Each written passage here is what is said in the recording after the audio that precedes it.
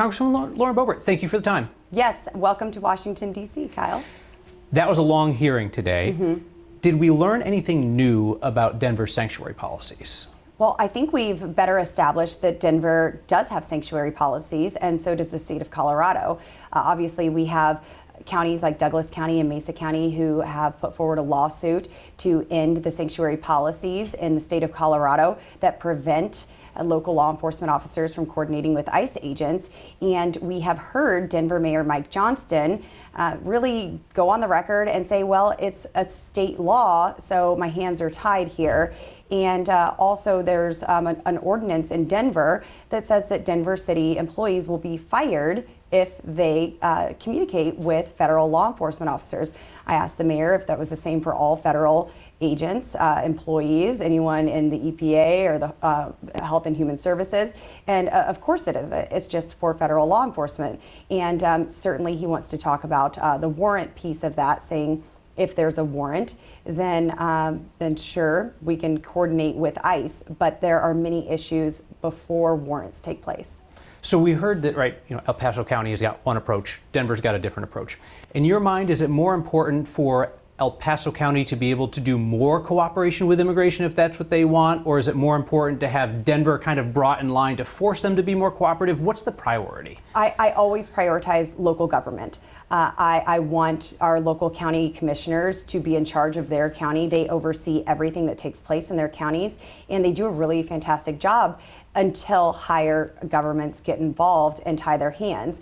So certainly if Denver wants to remain a city that has these ordinances and follow in line with Colorado state sanctuary policies, well, then let them do that. And then the citizens can choose if they want to re-elect that same council. And then if places like El Paso or Douglas County or Elbert County, anywhere else, if they want to have stricter enforcement and coordinate with federal law enforcement officers, then they would have the ability to do so. I think that's really important. I want to make sure that I'm hearing you correctly. So you're saying that you're not interested in forcing Denver to change its policies, but you just want other communities to be able to take a stricter approach to immigration if that's what they choose? Well, right now those policies are in place. That is state law. There's an ordinance in Denver, but it should not restrict the other counties. I've talked to even Governor Jared Polis. He and I have a good talking relationship.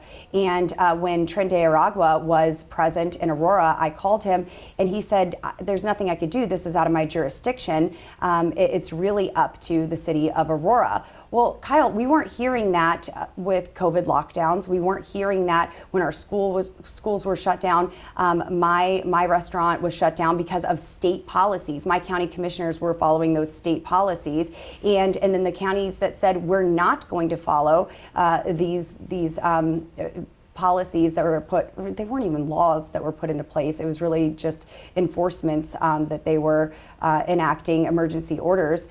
They were the ones that were getting picked apart and saying that they were causing deaths and really having the government come down on them harder. So I think our counties should have the most control of their policy. Now, I am a federal representative, and we have a president of the United States that says if you choose to be a sanctuary city, county, state, well, then you're not going to get federal funding because that is against federal law. And I think that's fair. It's very unfortunate for folks who do receive the tax dollars back for really great programs, but also we are seeing a lot of the waste, fraud, and abuse from bad programs as well. You have to imagine that would have a ripple effect in your district, right? If Denver loses Head Start funding, road and bridge funding, law enforcement funding, that would trickle down to your district too, right?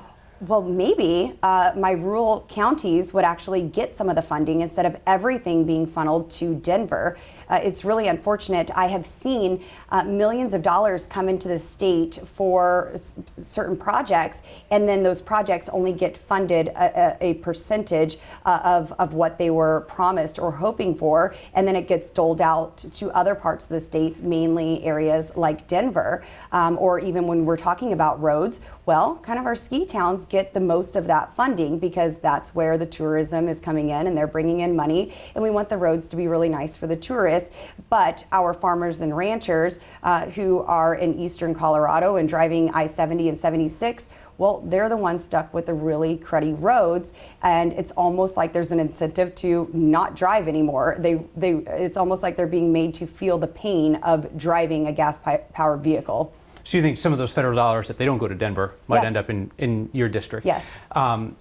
So a final question on this. So much of the focus of the Trump administration on immigration has been on sanctuary cities, right? And I understand they're trying to send a message that this is something that they don't like. But the idea is that illegal immigration is negatively impacting communities across the U.S.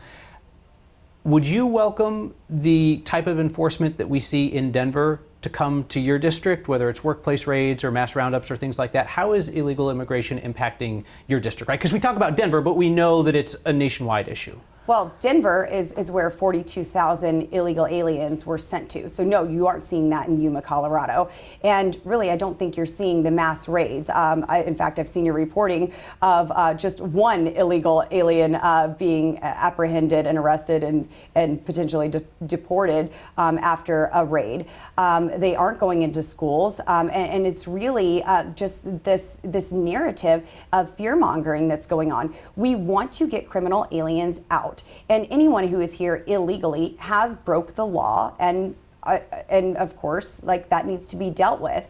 But there are many folks, millions of people who obey our nation's laws and come here the right way, whether that's through work visas or anything else. I've attended nationalization ceremonies, and those are some of the most moving and precious experiences that I have been to since being a representative. People who have counted the cost and have come here the right way, invested their resources, their time, their minds, and have pledged their allegiance to our country. So I just want to make sure that I clarify this. But would you welcome ICE coming in to round up folks from your district? If there were criminal aliens, if there were illegal aliens, absolutely. How about non-criminal folks who are in the country without authorization? Anyone who has come here illegally and does not have legal standing to be in our country is here illegally, and there are consequences to that. I was talking to a very sweet woman in northern Colorado just this past week, and her husband is from another country, lived here for 20 years, and the documentation wasn't right, and he was deported. And so this isn't, this applies to anyone who is here illegally. Would you tell her? I'm curious. Just would you tell her? Well, certainly we can help to get legal status, and we recommend people call my office all the time to work on cases, but it is a case-by-case issue. And so for those who believe they have a legal standing, someone who's been here for 20 years, had their kids here, and has been through the process in the past, but some paperwork got messed up towards the end, absolutely, we are going to work to get that right. If someone is seeking asylum truly, and they are going through that process and something is wrong, to get them out, and they have family here who are advocating for them, and they open up a case, of course we are going to look into that. I always have, and I always will, but I'm going to follow our nation's laws to do that. Just because a phone call comes to my office doesn't mean they are getting amnesty or citizenship. I heard Mayor Mike Johnston say today that folks basically have legal standing to be in our country because they're paying taxes. Well, that doesn't make you a citizen just by paying taxes. Whose social security number are you using? What social security number are you using to obtain a paycheck and get a W-2 and pay those taxes? Congresswoman Lauren Boebert, appreciate the conversation about immigration. Let's talk again soon. I'd be happy to. Thanks, Kyle.